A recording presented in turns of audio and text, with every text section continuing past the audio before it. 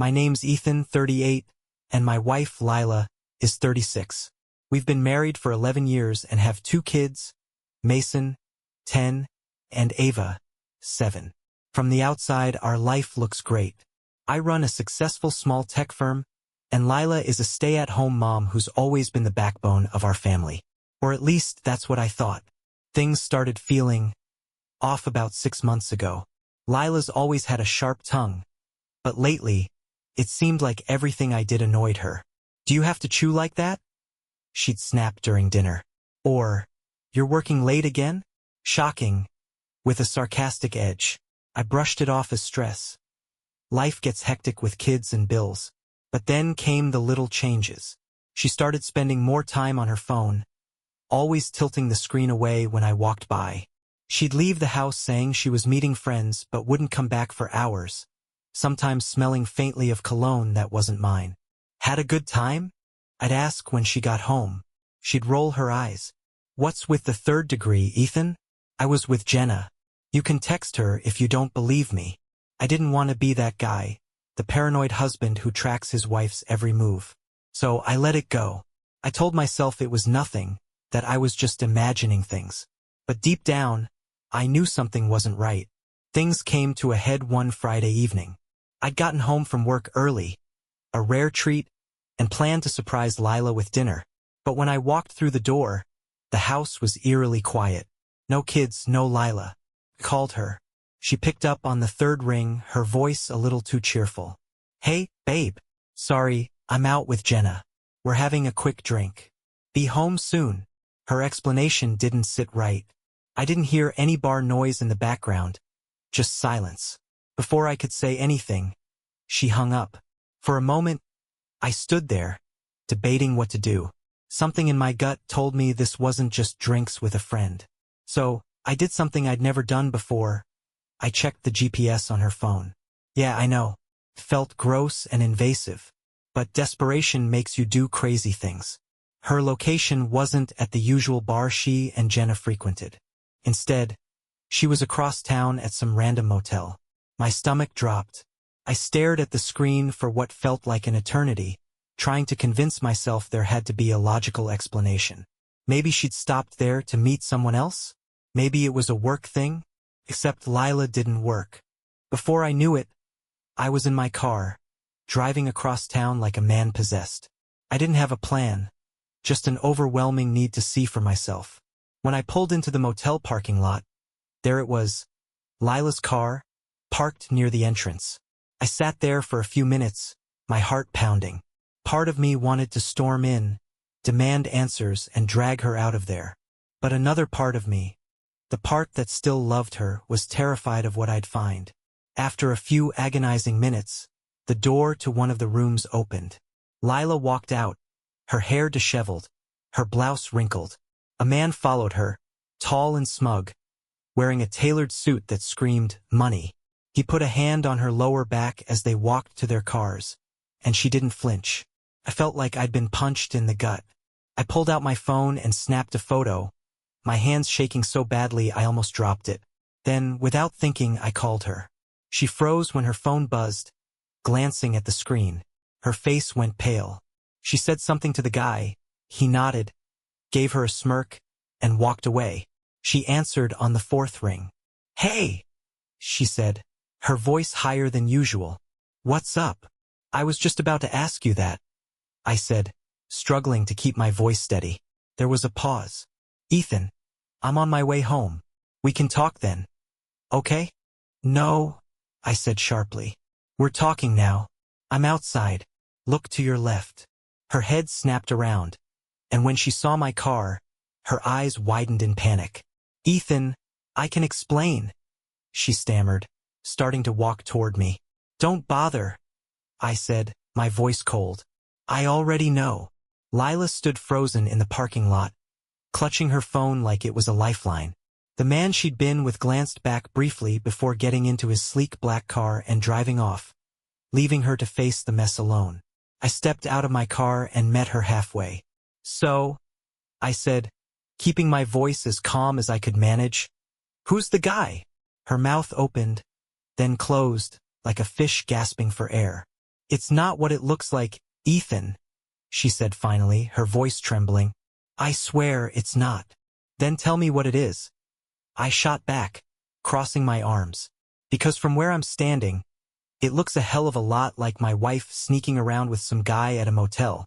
She hesitated, her eyes darting around as if searching for an escape route. Ethan, I'll explain everything. Just let me get home first. Please. No, I said firmly. We're not sweeping this under the rug. You're going to tell me the truth right here, right now. Her shoulders sagged, and for a moment I thought she might actually confess.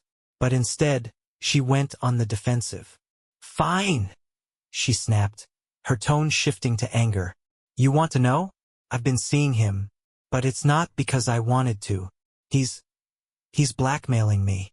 I blinked, caught off guard. Blackmailing you? With what? Her face twisted into something between anger and fear. It's personal, Ethan. Something from before we got married. I didn't tell you because I didn't think it mattered anymore. But he found out and threatened to expose it. And your solution was to cheat on me? I said, my voice rising. To sneak around and lie instead of coming to me for help? You don't understand, she hissed. If he tells anyone, it'll ruin me. Ruin us. I was just trying to protect our family. I laughed bitterly. Protect our family? By meeting him in a motel? Do you even hear yourself right now?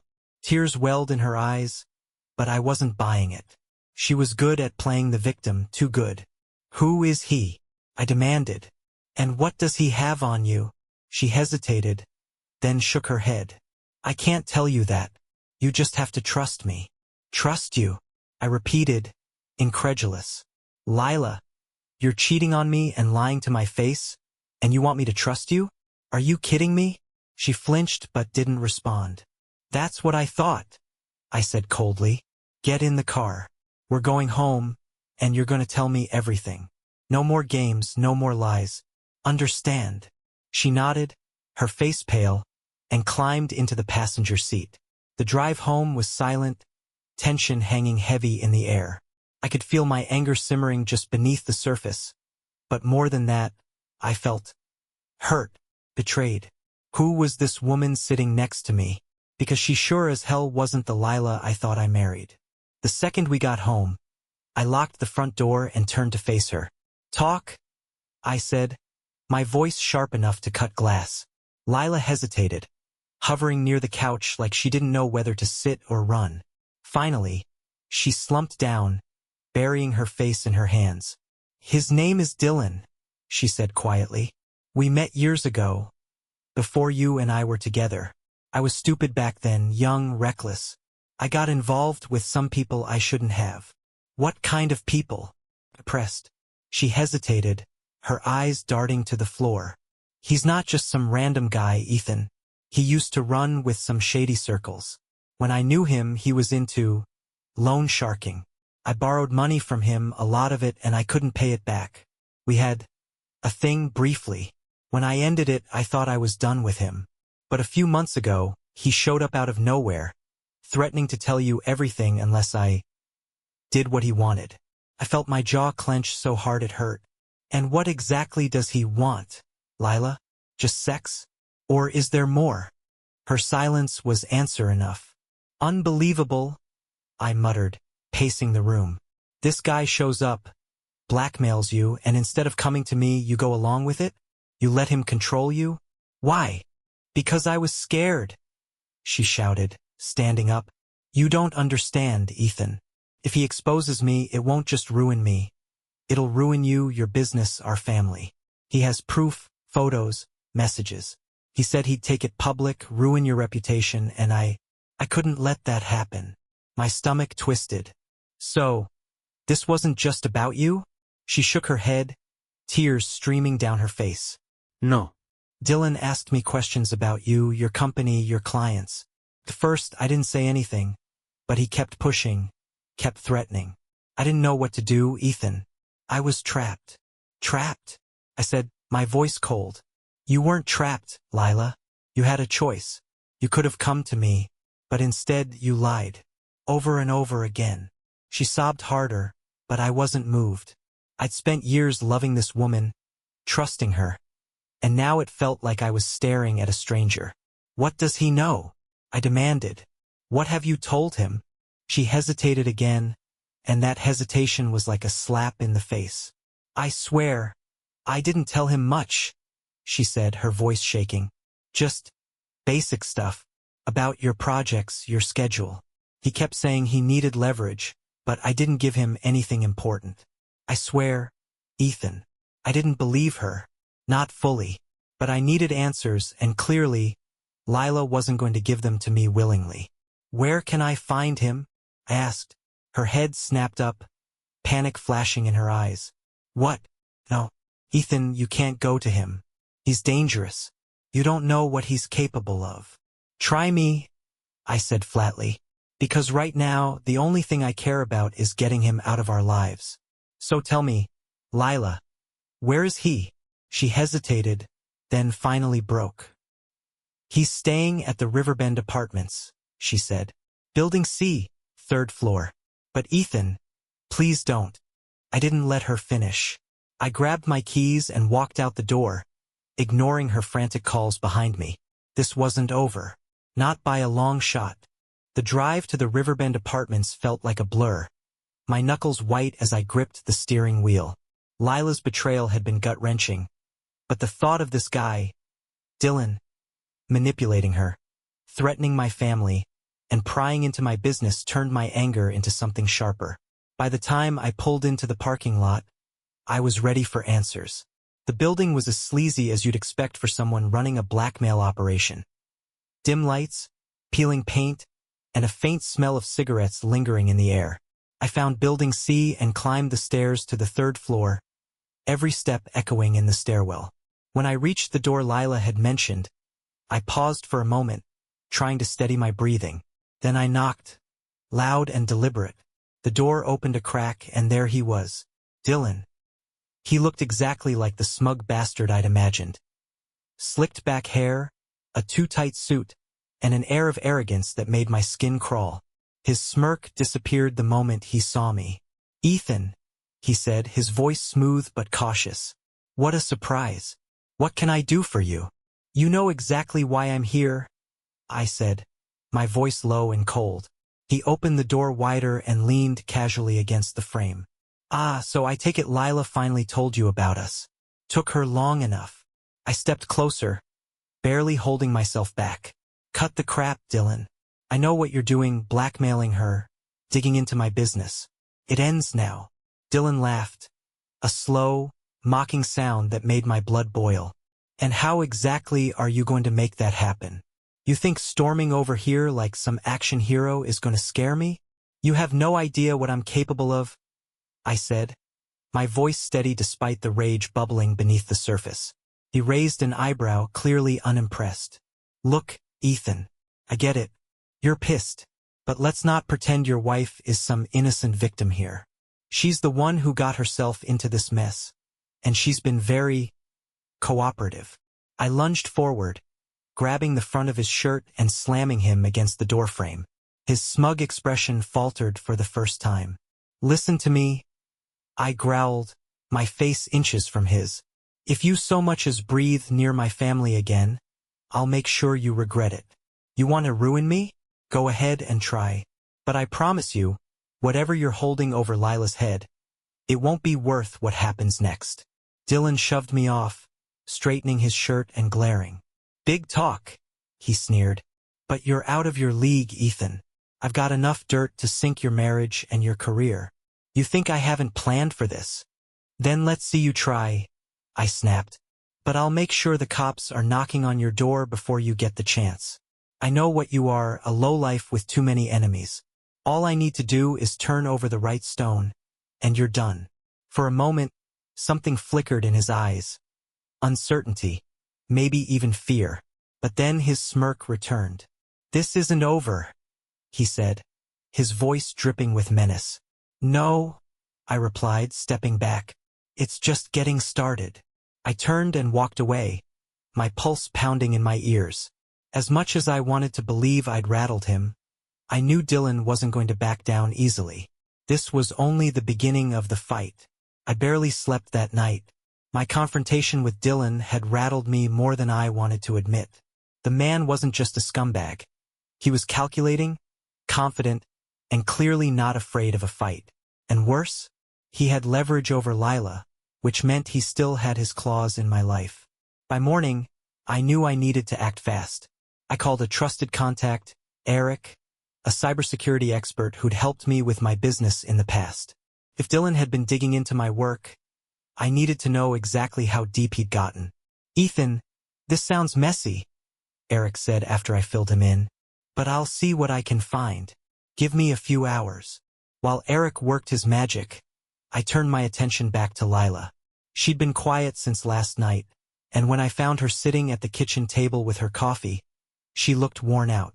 "We need to talk," I said, leaning against the counter. She sighed, not meeting my eyes. "Ethan, I already told you everything." "No, you didn't," I replied. "You told me just enough to cover your ass. But there's more, and if you want any chance of fixing this mess, you're gonna come clean. Right now." Her hand trembled slightly as she set down her mug. "What do you want to know? For starters, why didn't you tell me the second Dylan showed up? Why keep it a secret?" She hesitated, then finally looked up at me. "Because I was ashamed, okay? I made stupid choices before we met, and I didn't want you to see me differently. And then when he started threatening me, I panicked. I thought I could handle it on my own." "Handle it by sleeping with him?"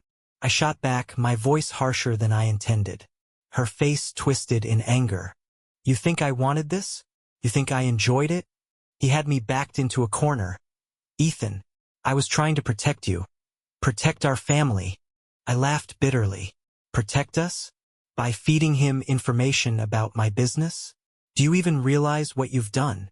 Tears welled in her eyes, but I didn't let her off the hook. "I confronted him last night," I said, watching her reaction closely. "He told me you've been cooperative." "What does that mean, Lila? What did you give him?" Her tears spilled over as she shook her head. Just small things. Dates of meetings, client names. He said he needed leverage, but I didn't think it would actually hurt you." "Unbelievable," I muttered, running a hand through my hair. "Do you even realize how much damage he could have done? Or maybe you didn't care as long as your secret stayed buried." "That's not fair," she said, her voice cracking. "I didn't know what else to do." "You could have told me the truth," I snapped. "But instead, you chose to betray me." The silence that followed was deafening. A few hours later, Eric called back. "Ethan, you were right to be worried," he said grimly. "I traced some suspicious activity on your accounts.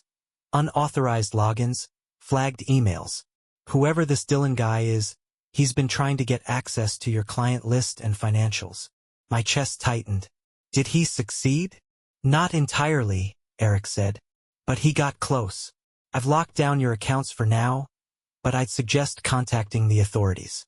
This guy isn't just a blackmailer, he's a professional." The weight of Eric's words settled over me like a storm cloud. Dylan wasn't playing games, and if I didn't act fast, he could still do irreparable damage. It was time to go on the offensive. Eric's words replayed in my head like a warning bell. Dylan wasn't just some low-life blackmailer. He was a calculated predator, and I'd underestimated him. If I wanted to protect my business and my family, I had to stop reacting and start taking control. That night, I laid out my plan. First, I filed a report with the police. They couldn't act immediately without more evidence, but it was a start. Then, I contacted a lawyer who specialized in corporate crimes. Emily, sharp as a tack and no nonsense, assured me she'd help me build a case to expose Dylan's activities. "You've got a clear line of attack," she said during our meeting. "Document everything, messages, emails, even your wife's interactions with him. The more we have, the stronger we'll be if this goes to court." "Trust me, I've got plenty," I said grimly. The next step was confronting Dylan on my terms. I wasn't about to let him keep playing puppet master. With Eric's help, we set up a trap. Using a dummy email account, I sent Dylan a message posing as Lila. "We need to talk. Let's meet tomorrow night at 8. Same motel." It was risky, but I needed him to believe Lila was still under his thumb. Sure enough, he replied within an hour. Fine, but you'd better have what I asked for. My stomach churned reading his response, but the plan was in motion. The next evening, I parked across the street from the motel and waited. Eric had arranged for a private investigator, Tom, to accompany me. Someone who could document the meeting and back me up if things went south. At 7:55 p.m., Dylan arrived, his sleek black car pulling into the lot like he owned the place. He walked into the room I'd specified, casual and confident as ever. I gave it a few minutes, then followed. The look on his face when I walked through the door was priceless. "Well, this is unexpected," he said, leaning back against the cheap motel furniture. "Didn't think you'd be so eager for a reunion, Ethan." I didn't bother with pleasantries. "It's over, Dylan. I know everything, your blackmail, your attempts to steal my business. You've got nothing left to hide." He smirked, but there was a flicker of unease in his eyes. "Big talk. But you're still just a guy with a messy marriage and no proof."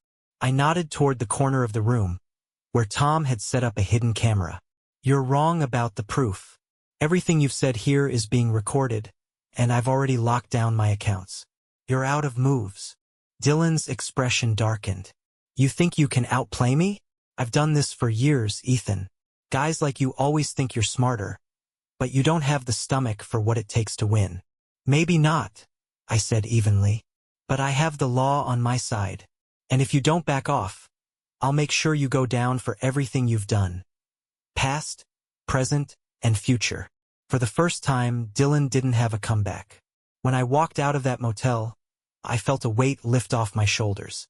Dylan wasn't going to back down easily, but the cracks in his confidence were showing. It wasn't over, but the tide was finally turning. The morning after the motel confrontation, I woke up to a text from an unknown number. "You think you've won, but you're just scratching the surface. Walk away or this gets worse." It didn't take a genius to figure out who it was from.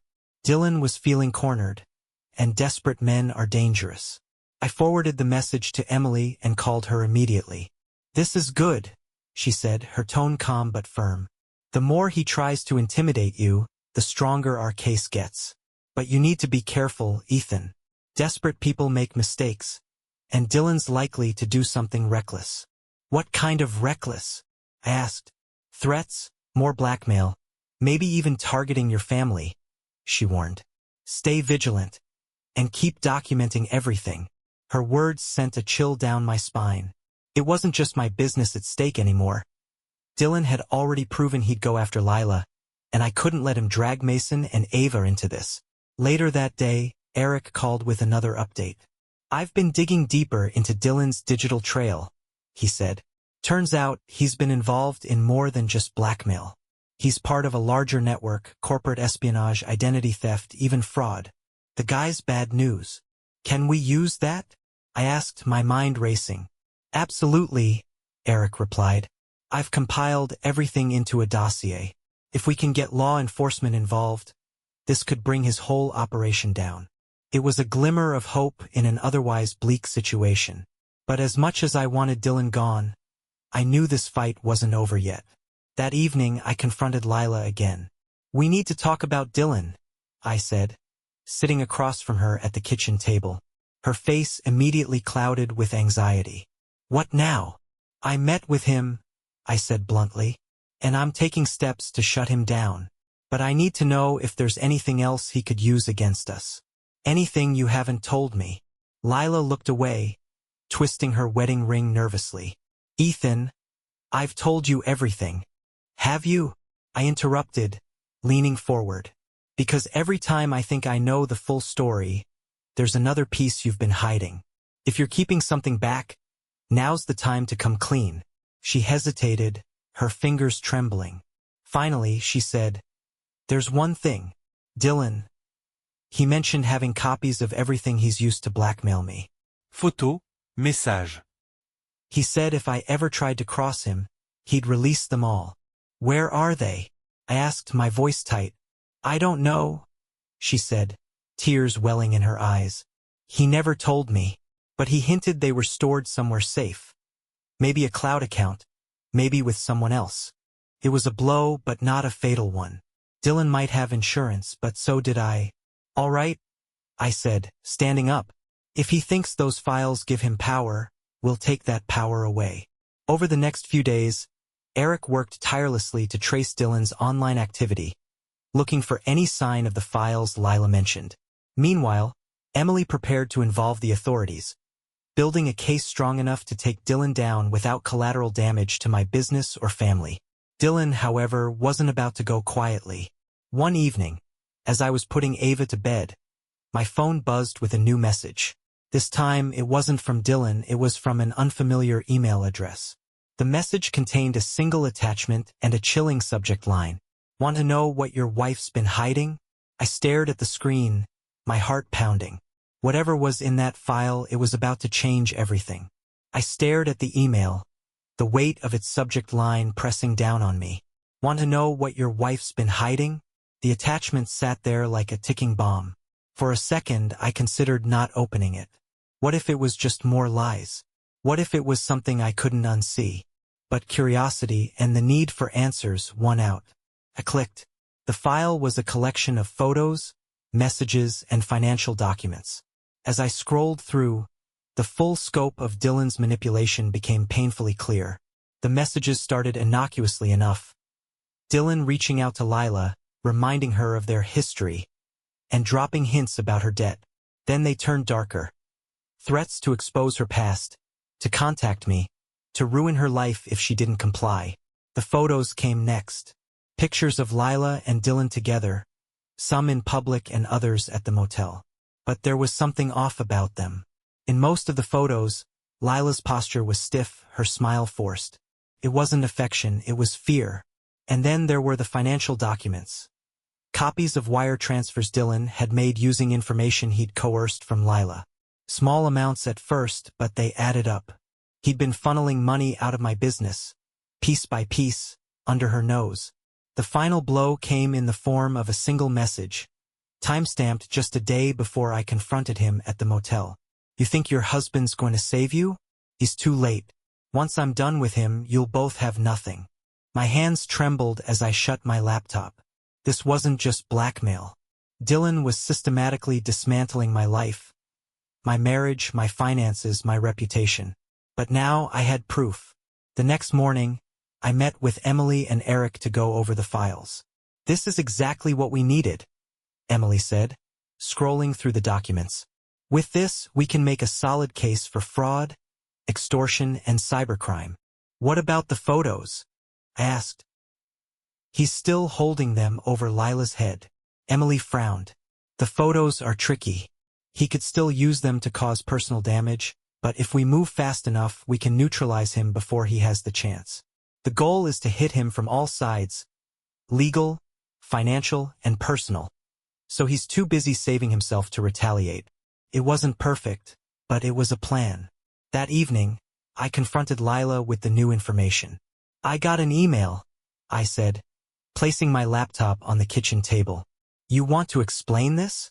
Her face went pale as she scrolled through the files, tears streaming down her cheeks. I didn't know about the money, she whispered. I swear, Ethan, I didn't. But you knew about the photos, I said coldly. She nodded, her voice breaking. He said he'd destroy me if I didn't cooperate.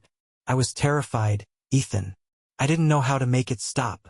I wanted to believe her, but the damage was already done. Do you understand what you've let him do? This isn't just about us, Lila.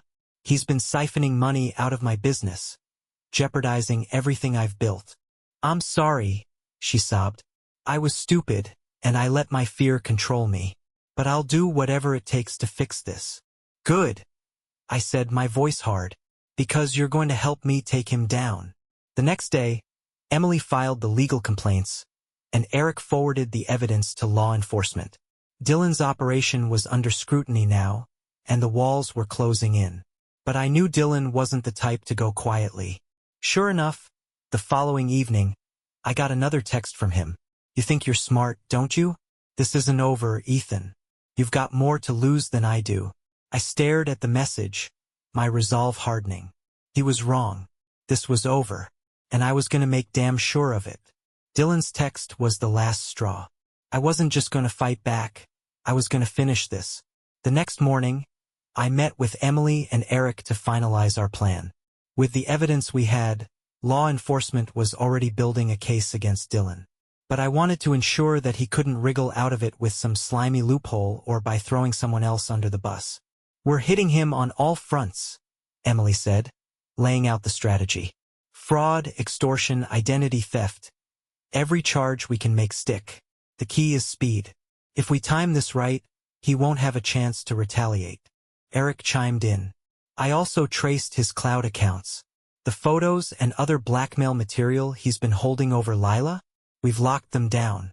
He doesn't know it yet, but his leverage is gone. Hearing those words felt like a weight lifting off my chest. For the first time in weeks, I felt like we were in control. The trap was set.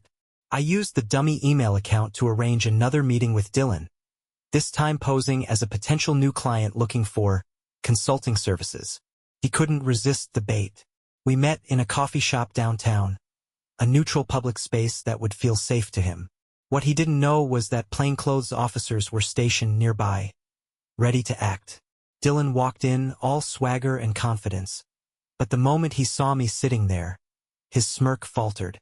"Ethan," he said, sliding into the seat across from me. "This is becoming a habit. Should I be flattered?" "Don't bother," I said coldly. "This isn't a social call." I leaned in, keeping my voice low but firm. "It's over, Dylan. I've got everything I need to take you down. The photos, the messages, the stolen money. It's all in the hands of the authorities now. You've got no leverage left." For a split second, I saw panic flash across his face. But then he recovered, leaning back with a forced laugh. "You think you've won?" he sneered. "Guys like me don't lose. You might have slowed me down, but you'll never stop me." I didn't bother responding. I just nodded toward the officers, who approached the table and placed him under arrest. Dylan's confidence crumbled as they cuffed him, his protests growing louder with each step toward the door. "You're making a mistake.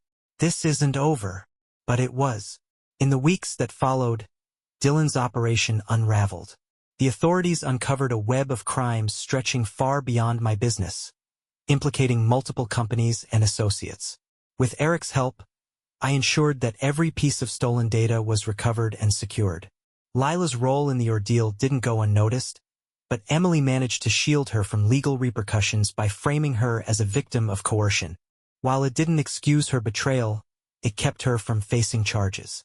Rebuilding wasn't easy. My trust in Lila was shattered, and every interaction with her felt heavy with the weight of what had happened. "I want to make this right," she said one evening, her voice trembling. "I know I don't deserve it, but I'll do whatever it takes to fix us." I looked at her, trying to summon the love I used to feel, but all I could see was the lies, the fear, the choices she'd made that put everything at risk. "I don't know if we can fix this, Lila," I said quietly. "Some things can't be undone." We agreed to separate, giving each other space to figure out what the future held. Looking back, Dylan's betrayal and Lila's complicity taught me harsh but necessary lessons. Trust is fragile, and the people you love can surprise you in the worst ways. But I also learned the value of resilience, of fighting for what's yours when the odds feel insurmountable. If you're reading this and going through something similar, know this: you're stronger than you think. The truth has a way of coming out, and when it does, you'll find clarity, and maybe even peace. Thank you for staying with me. This crazy journey is finally over, and I'm ready for what's next. Subscribe to the channel so you don't miss any more interesting stories. And leave a comment with what you would do in this situation. See you in the next videos.